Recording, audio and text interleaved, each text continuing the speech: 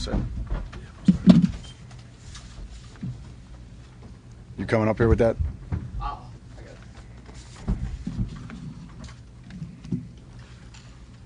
got it. We got it, buddy? We ready to go, Chris? You're ready. Okay, well, thanks for coming out today. We appreciate it. Obviously, it's exciting for our team to be in game week. Tomorrow will be a typical Monday for us.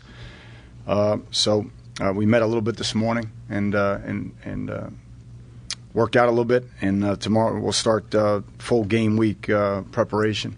Clearly, we're excited to get out of training camp and face an opponent the caliber of University of Maryland.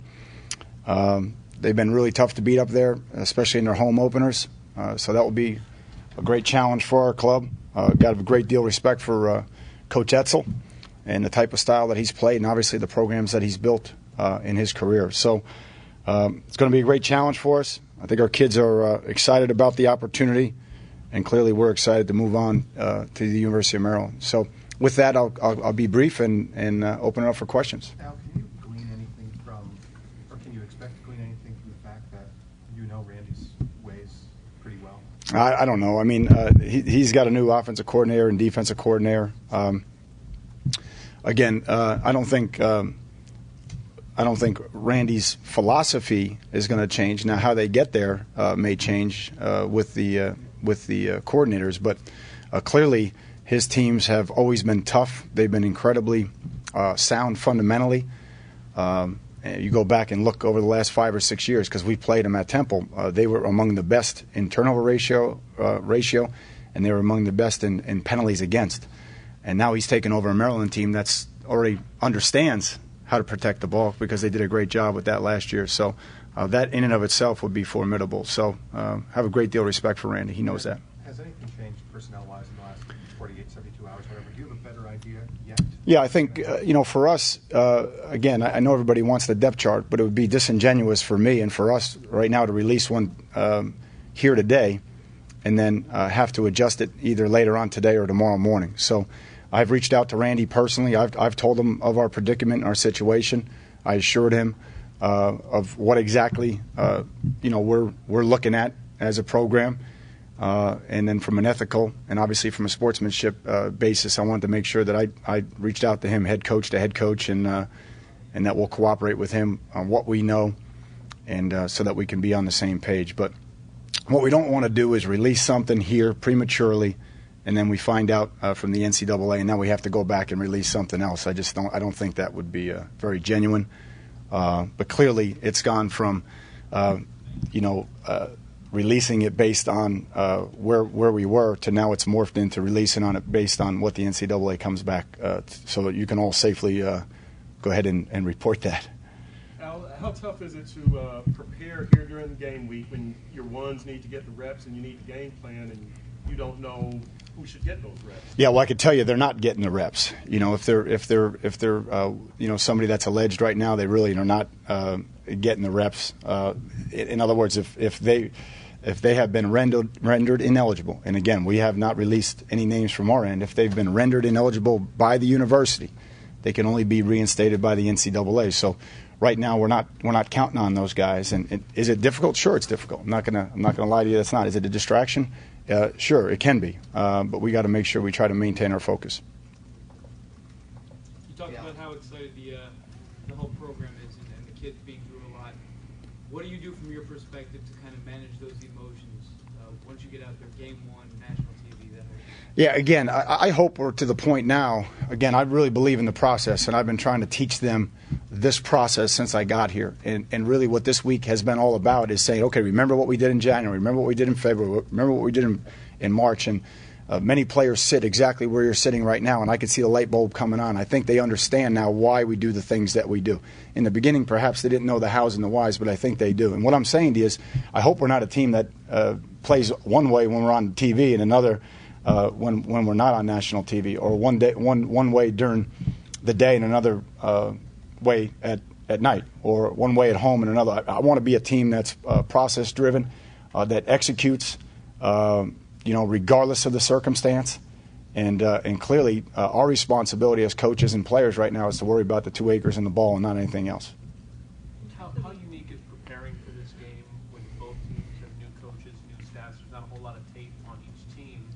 does that? Yeah, that's the storyline. You know, that's the storyline. I mean, we've increased the variables exponentially. Football's already tough because you have 22, athletes on the field, so the variables are a lot to begin with. And now both sides have increased the variables with new staffs, new coordinators, many new faces, and then on top of that, we're dealing with this other thing. So if there wasn't enough to worry about, now we're dealing with many things, many variables. So we just got to make sure that we control the ones that we can control and prepare accordingly. You mentioned reaching out to Maryland to let them know what was up. Did you let them know the 8 that you guys have rendered ineligible? You keep talking about 8. I'm telling you, it's inaccurate. It's inaccurate, and I'm not going to comment on inaccurate reporting. I'm not going to do that. It's irresponsible. Okay, my apologies. Did you? I just want to clarify. What you reached out to let them know the players that you guys rendered ineligible? No, I'm letting them know exactly what we know at this point. Okay, and then I told them as it comes in, we will deal directly from head coach to head coach. There won't be any third parties involved in this. This way, it's done accurately. There's no speculation. They know we're not playing any games with the depth chart or the media or anything like that. It's going to be. I basically have taken everybody out of this except for me and Randy to make sure that it's done the way it should be done as 2 ACC opponents face off and 2 coaches that respect each other play each other. And just another question. Sure. To the guys who aren't. You said guys were not getting reps right now. Correct. Is it your policy? I mean, if they don't get reps, even if guys are reinstated, if they haven't had the reps, would you sit them out at least? Correct. At a certain point, once we get, you're exactly right. So once we get past a Wednesday of game week, I guess, which would be, oh my goodness, Thursday.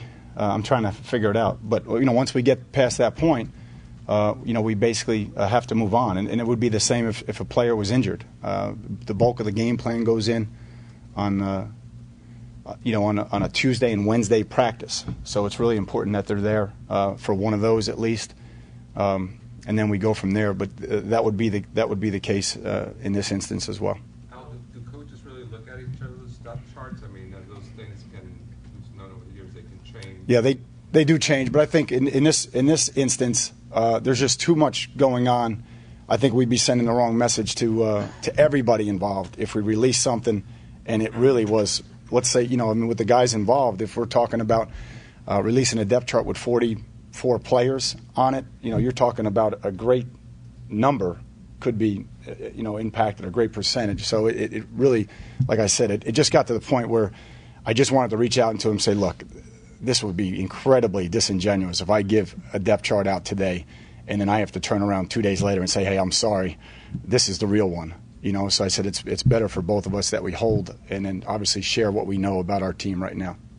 Can you talk about your situation in D tackle, some guys being injured? I know you mentioned Darius Smith, who's a guy you're counting on. Yeah, hopefully he's done a great job. I mean, he's lost probably 30 pounds since he's arrived. He's mature. He's been through some tough times, but he's really doing a nice job for us right now. And we're excited about Darius. Olsen Pierre has been in there as well. Obviously, Grimble has played in there, a little bit too. And we also have some vets. So hopefully those guys will continue to make progress at that position. Coach, when you got here, you stressed conditioning, toughness, and how do you feel about that? The team in these areas, have they come a long way in the offseason, or are they where they're right now? Well, we'll find out. We'll find out because we're playing a tough team. We're playing a team that believes in condition, and we're playing a team that's obviously been disciplined with the football. So it's going to be a great test of what we believe is our foundation and where we're at. Coach, their offense might be different, but their quarterback is the same. He's a pretty good one. What are your thoughts on him and what he brings to the Yeah, I think no matter what level of football you're at, if you get good quarterback play, you can get good play from your team. And I think Danny does that for them, does a great job with the football. He's got a strong arm in addition to being really bright and understanding how to distribute the ball. He can move in the pocket and reset his feet and keep his eyes down the field. So that's something that's really hard to teach young quarterbacks, and he does it naturally. Clearly, he was zeroing in on 60% percentage last year, despite not having been the starter the entire season. So obviously, we have the utmost respect for O'Brien. Quarterback is a position you say coming into camp is obviously going to be one of the concerns for you guys. What do you see again in camp, and how do you feel about that position now? Well, I mean, I think Lee Chambers and Mike Williams have helped us out tremendously there. Both, I think Lee, this is the healthiest Lee's been in his career, in fairness to him. So I think he's excited. He's settled in. Lee's always been a tough player. He's always been a fast player. But I believe he now has the skill set to go out there and compete at corner, and he'll do so. I think Mike Williams has been a pleasant surprise at corner for us, and obviously at a position we needed some maturity because we lost at least three, probably four with Corey. So we lost four corners, to the NFL. So we're pleased with Mike's impact there. Of course, Finney has done a nice job. And then, JoJo has done a nice job there for us and really has really improved his skill set. So McGee is more mature right now than he was at any point in the spring. And so I think we've improved that position. Again, the ultimate test, I could stand up here and say we've improved it, but, they're gonna test us at 8:02 on Monday night, and we'll get a better feel for where we are as a team. Coach Laurent Bird talked about focus a lot. He was in here before you. With all that your players have been through from the new coaching in offseason to the allegations, how have you seen their focus and preparation been, especially the last couple of weeks? Well, I'm not going to say it hasn't been tricky the last couple of weeks, but I think they've been good. The ultimate test of you as a coach or of your culture is whether or not they prescribe to it in tough times. And like I always tell the staff, you don't know if the levee's going to hold until it rains. And so right now we're learning a lot about our team. Are the fundamentals, are the principles, are the core values that we've instilled since we've gotten here, are they holding up under the rain and under the storm? And again, we can sit here and try to assess it, but there's really only one barometer in college football, and that's going to be Monday night. By the stroke of midnight, we'll know how really focused we have been and how well we've come through it. Susan, yeah. Yeah, Jordan Butch, I know he's playing weak side now. Yeah. Talk about his progress, how he's doing at that position, and is he ready to... Yeah, I think Jordan's a guy. He's an excitable guy, So sometimes Jordan has been his own, enemy, so to speak. If something doesn't go right, sometimes that carries into the second down or the third down. And I think what we're seeing from Jordan right now is a lot more poise, a little bit more maturity. He's playing Will, but he can also play Mike for us. And he's starting on two special teams units for us as well, which he gives us, leadership and toughness there. So I'm excited for Jordan because I think right now he's probably playing, the most consistent football since I've been around. And certainly I think he would probably tell you since, of the last couple of years, he's playing really consistently right now. And my follow is what do you expect, at College Park, especially in light of what's going on, and a lot of fans are going to be really down on UM and vocal about it. What do you tell your kids? More down than usual, or No, really.